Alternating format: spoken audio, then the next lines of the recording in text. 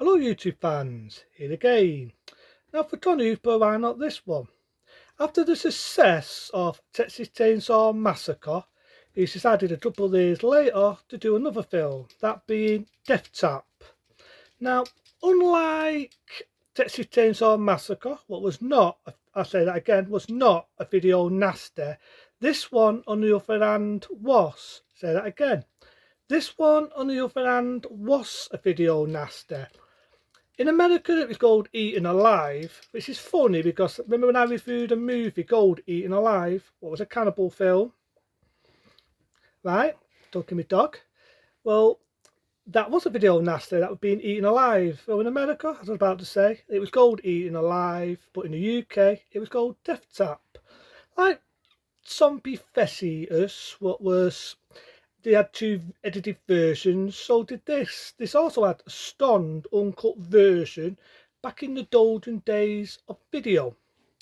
You also get one female actress in it, you might remember, because she was the girl who managed to survive in the Texas Chainsaw Massacre, who's also in this film. She's in this film and all, which is also quite steamy. I love the fact it's on set. There's no outside in it. It's all dark and it's all done on set. We're going to go with it. You get a young Robert England before Freddy Krueger, and he's trying to have it away with his prostitute, who obviously doesn't want it. I love the lines, what it says. I love the lines, and always wonder me, if you remember the film Kill Bill, there's a line what a character says in the film Kill Bill, which is funny because Robert England said it first. My name is Buck and I like to fuck. And he actually says that in the film, which is quite a laughable scene. Obviously the prostitute doesn't want it, so because it's in a whorehouse, she goes to this motel, a bit like a Bates motel, and also has me wondering if this is based on the olden times. Funny scene actually, because she goes to see this guy in the motel, he's a bit cheapy, he's a bit perfect, and he's trying to touch her up, she's often not having any of it, he discovers she's a prostitute, kills her. Gaff it, do some. I wonder whether some of that was cut down on the censored one, because on the uncut one it's definitely a lot more graphic. And then if that ain't nasty enough, he kicks her body and feeds her body to a pet crocodile. That's right, he feeds her body to a pet crocodile. How many men who are running a motel, or women, have a pet crocodile? He does. So he has a talk. Crocodile's a bit funny. You can see it's made out of plastic and rubber and all that. He's not really going to feed someone to a talk. But I always thought, you know what I mean, I'd go up with that from shitty CGI any day of the week. And again, John Hooper wanted to make another cheapy one with that, cheapy atmosphere. And I love the way he makes it as seedy as Texas Chainsaw Massacre. There are bits in it where it does feel like Texas Chainsaw Massacre. The same girl, as I just said, who's running through buses to get away from our cycle. It feels like the scene in Texas Chainsaw Massacre.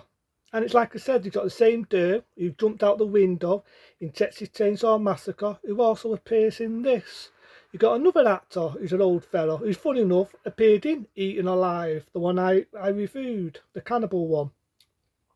So he's killing people on the way this guy runs a motel. People get nosy, he does them in. You get a family that come in, right, and they've got a little dog, you know, typical little lapper. Runs a toss, gets eaten by the talk. So then the dad, for some reason, falls a stoppy, falls a moody, and so on. They go to the front, the guy, he gets killed. You got one guy with the right hair, who I just said, he gets killed. He gets a bit of spear there, and a spear in his neck, and he gets it, and it's bitty graphic, bitty ballsy film here. He gets the girl, like I say, out of Texas Chainsaw, ties her up, nothing sets her up. There's a bit in it where he's trying to attack the little girl, and she's hid underneath these shades, and he's going to set his chalk on her, and he's trying to stab her. I mean, that was a bit disturbing. Happy to say no kids were hurt. But as I say, you got a very long Robert England before Freddy Krueger. He goes to the motel, he gets pussed, and he falls to his doom and gets eaten by the talk. So there's a lot of talky eating in this. However, one day the mother manages to feed the girl from Texas Chainsaw Massacre. They confront the bad guy, they push him, and he gets eaten by his own talk. Yep, he gets eaten by his own talk, and they feed a little girl, and I love it. I love it. I do know in 1980 when they made the film Alligator, remember that film? Well, originally that was going to be a sequel to Death Trap. That's right, it was going to be a sequel to Death Trap. Again, John Hooper wanted to make, a scary film, and it does have that same atmosphere as Texas Chainsaw Massacre. Is it as good as Texas Chainsaw Massacre? No, no, it isn't, but it's not bad. It's not a bad one. Today's era, it asked me stats in my head thinking, is this really a video nasty? Seriously? Yeah, it's gruesome, it's bloodthirsty, but I thought it was that laughable. A guy running a model, something to Norman Bates, only a bit of a perf. But like how he was portrayed in the book. Quite cheaper. And by accident, like I say, he falls and the tox decides to have a snack. Him. And eats him. Like I said, that before the talking it, I prefer it from shitty CTR. There's bits here you can see it's made out of plastic. There's a funny bit where it's eating someone and you see the jaws bouncing up and down. And it's like I say, I love Robert England in it. I love him. I mean, he's funny. My name's Buck and I love the fuck. And it always has me thinking, is it based on the olden times and how it looks? I love the fact it's done on set. I love the fact it's dark. I love the fact it's seedy, it has that seedy type of feel to it. And I think John Hooper was good for doing films like that. He was good for doing it that seedy, that dark, that seedy feel. You know what I mean? He was good for that. And you gotta respect John Hooper for that. You've got to respect him. He knew what he was doing.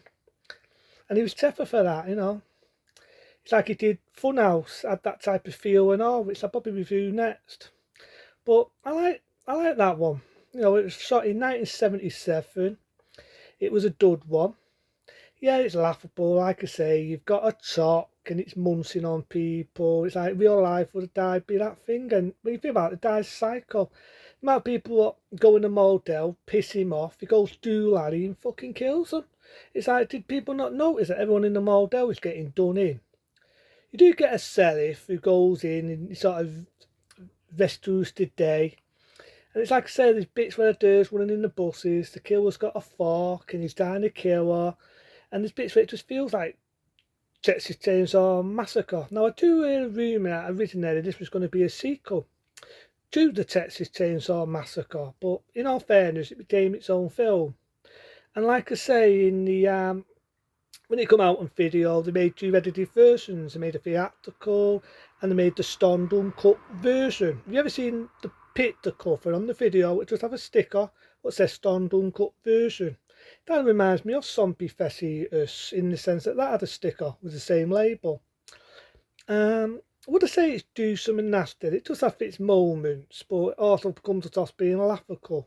Fucking talk, munching on people. But all said and done, I don't mind Death Trap.